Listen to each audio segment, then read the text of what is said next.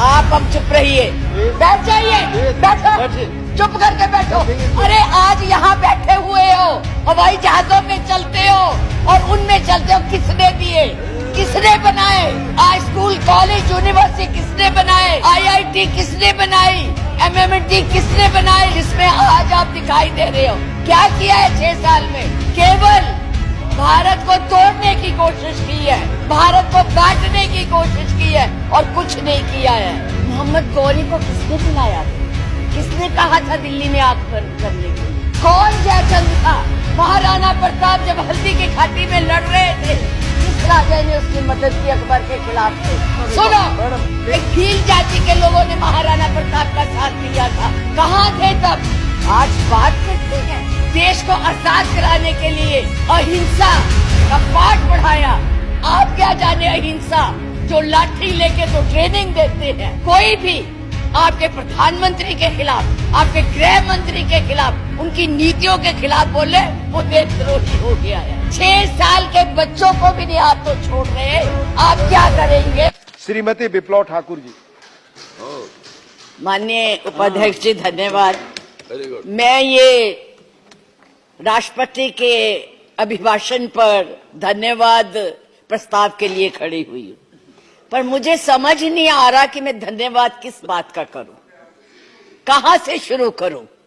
मुझे लगता है, आप अब चुप रहिए, मुझे लगता है बैठकर इंटरवेन न करें आप। मुझे लगता है कि एक कुशल गृहिणी अपना ट्रंक उसको पेंट करके अपनी पुरानी चीजें उसमें डाल देती है, यही इस अभिभाषण में है। कुछ नया नहीं है, वही उज्ज्वला है, वही दीनदयाल है और वही पे जो है मिशन की बातें हो रही हैं। बेरोजगारी की कोई बात नहीं है, महंगाई की कोई बात नहीं है, क्योंकि इनको उसकी चिंता ही नहीं है। ये नौजवानों के लिए कुछ करना ही नहीं चाहते। आज विद्यार्थी जो पूरे देश में झंडा लेके खड़े हैं, उनको अपने भविष्य का फिक्र है कि हम डिग्री तो ले लेंगे पर नौकरियां कहां से लाएंगे, क्योंकि इस अभिभाषण में उसका कोई जिक्र ही नहीं है। ये अभिभाषण ऐसे लगता है जैसे मुंगरी लाल के सपने दिखाए जा रहे हैं। मुंगरी लाल के 2014 में भी दिखाए थे, अभी भी दिखाए रहे हैं। अभी राणा जी बोल के गए, राणे कि जी कांग्रेस भी मैनिफेस्टो देती थी, हमने करके दिखाया है। आज अगर आप गरीबी की रेखा से नीचे देखें तो लोगों का हुआ है। अरे आज यहाँ बैठे हुए हो, हवाई जहाजों में चलते हो और उनमें चलते हो, किसने दिए, किसने बनाए? आज स्कूल कॉलेज यूनिवर्सिटी किसने बनाए? IIT किसने बनाई? MMT किसने बनाई? जिसमें आज आप दिखाई दे रहे हो। क्या किया है 6 साल में? केवल भारत को तोड़ने की कोशिश की है, भारत को बांटने की कोशिश की है और कुछ नहीं किया है।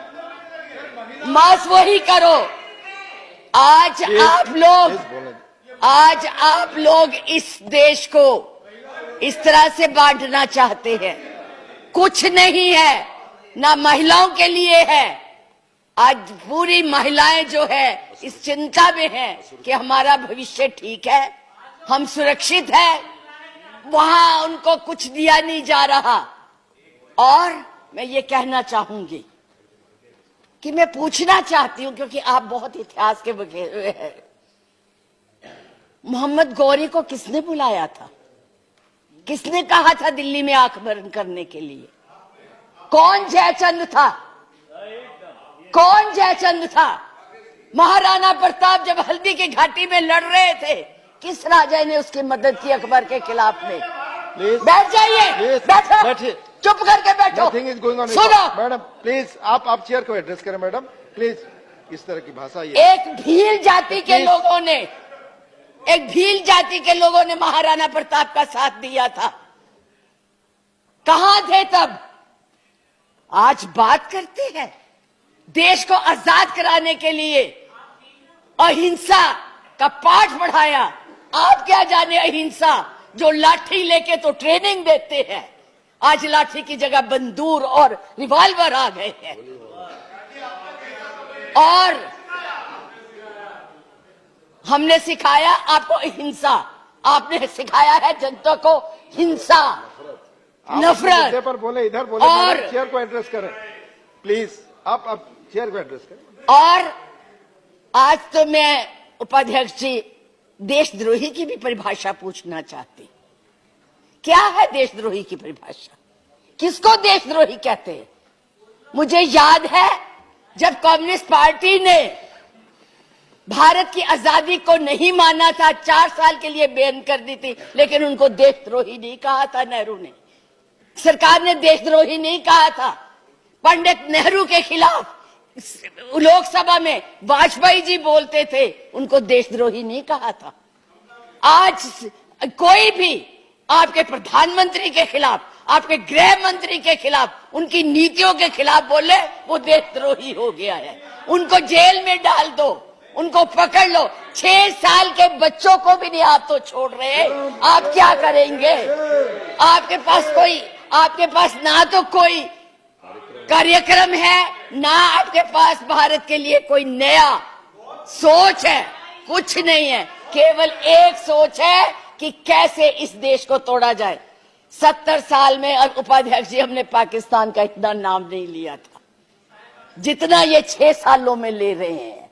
हमारी महानायिका ने पाकिस्तान के 2 हिस्से कर दिए थे, बांट दिया था, और ये आज पाकिस्तान के नाम से डरा रहे हैं। और वैसे कहते हम बहुत मजबूत है, हर बात के लिए पाकिस्तान, हर बात के लिए पाकिस्तान। क्यों भाई? क्या है वो? आपका कुछ लगता है? हाँ, जरूर लाहौर में जरूर बिरयानी खाने गए थे, कांग्रेस नहीं खिलाती, बिना बुलाए गए थे। और आज बात करते हैं, किसकी बात करते हैं? मैं ये कहना चाहूंगी कि इस भारत को मत तोड़िए। बड़ी मुश्किल से पटेल नेहरू ने इकट्ठा किया है, आप तोड़ रहे हैं। आप नहीं कहते हैं, आप तोड़ रहे हैं, इसका विभाजन कर रहे हैं, लोगों को बांट रहे हैं। मैडम आप चेयर को एड्रेस करें, आपस में चर्चा करें। मैं उनको एड्रेस ही नहीं करती जी, मैं उनको समझती कुछ नहीं हूँ। वो है ही कुछ नहीं, जिनको बोलने की समझ नहीं है, उनसे क्या बात करनी है। मैं तो ये कह रही हूँ कि इस देश को मत बांटिए, इस देश के टुकड़े मत कीजिए, नफरत मत फैलाइए। बहन जी चुप रहिए, अपनी बारी में बोल लेना जो बोलना होगा, अब चुप करके बैठी रहिए प्लीज। अब देश के टुकड़े मत कीजिए। आज जो हम इस स्थिति, आपका इसी सीए ने, आज जो आपका एक ही देश था, पाकिस्तान आपसे नाराज, चाइना आपको कुछ नहीं समझता, नेपाल भी आपसे खफा हो गया है, और बांग्लादेश था जिसको भी आपने इस सीएए से नाराज कर दिया है। आज वो भी सोचने, उसके 4 मंत्रियों ने अपना प्रोग्राम कैंसिल किया, एक उसमें कि इस देश में ऐसी बातें हो रही है।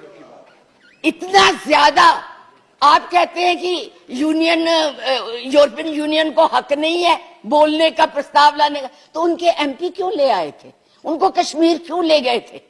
आपने खुद उनको इनवाइट किया है, आपने खुद इसको इंटरनेशनल बनाया है, आपने खुद इनको, दूसरे लोगों को इसके ऊपर दखल देने के लिए बुलाया है। और उन्हें नहीं बुलाया जब तक हमारी सरकारें थी, किसी की हिम्मत नहीं पड़ती थी हमारे देश की तरफ देख ले। आप लोगों ने किया है ये सब, अपनी करतूतों को छुपाने के लिए उन लोगों की मदद ले रहे हैं। आपके पास कोई प्रोग्राम नहीं है, आपके पास कोई कार्यक्रम नहीं है, केवल एक कर्म है कि गोली से उड़ा दो जी, मार दो जी, खिला दो जी, यही आपकी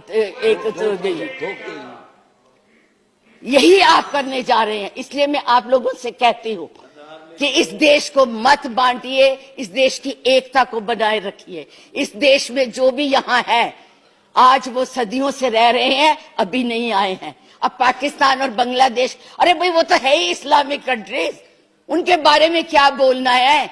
हम तो सेकुलर, हम तो धर्म को मानते हैं। किस धर्म की बात आप करते हैं? किस राम की बात करते हैं जिसने अपनी मर्यादा को रखने के लिए जनता की बातें सुनी थी? उस जनता की बात सुन के उसने सीता को वनवास भेज दिया और आप लोग बात तक नहीं करना चाहते। किस राम राज्य की बात करते? किसको पूछते हैं आप?